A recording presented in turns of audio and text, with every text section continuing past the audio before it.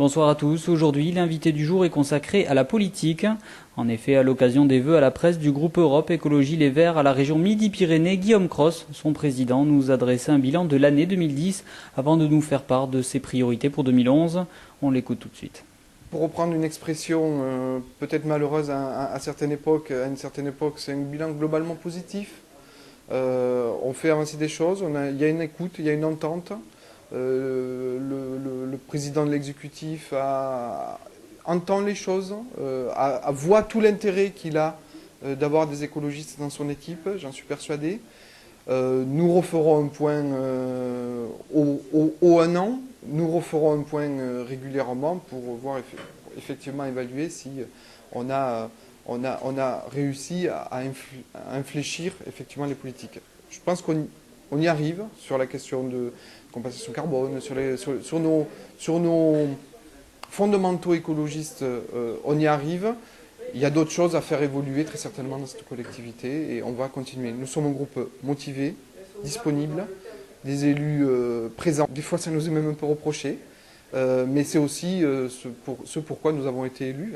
Nous avons été élus pour porter un projet novateur, pour anticiper les conséquences du réchauffement climatique, pour anticiper l'ère du post-pétrole, pour répondre clairement aux urgences écologiques et sociales dans cette région. C'est notre ligne directrice et nous allons continuer à nous battre ou à nous mobiliser pour atteindre cet objectif. C'est tout ce qui concerne l'éco-conditionnalité des aides. C'est le fondement, à partir du moment où toutes les aides qui vont être apportées par la région, toutes les politiques qui vont être menées par la région, à partir du moment où, dans leur élaboration même, on étudie les conséquences environnementales et sociales, là déjà, on a fait un grand pas vers une conversion écologique de la société. C'est une évidence. Donc c'est le noyau dur, je dirais.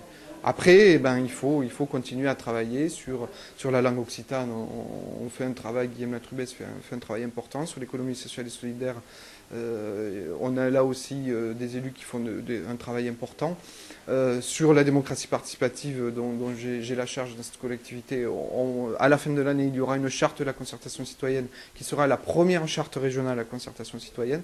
Voilà, donc il y a un certain nombre de choses dans les tuyaux. Mais c'est vrai que ce qui est important, c'est tout ce qui concerne l'éco-conditionnalité parce que ça touche l'ensemble des politiques. L'agriculture, l'économique, voire même au niveau social. Toutes les politiques sont impactées par cette mesure-là. C'est la mesure transversale par excellence, qui fait d'ailleurs que c'est une mesure qui est difficile à mettre en place.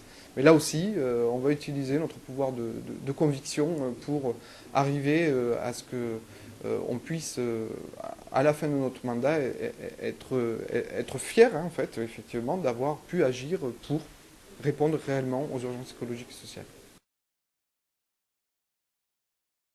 Il fait moins bien que Copé.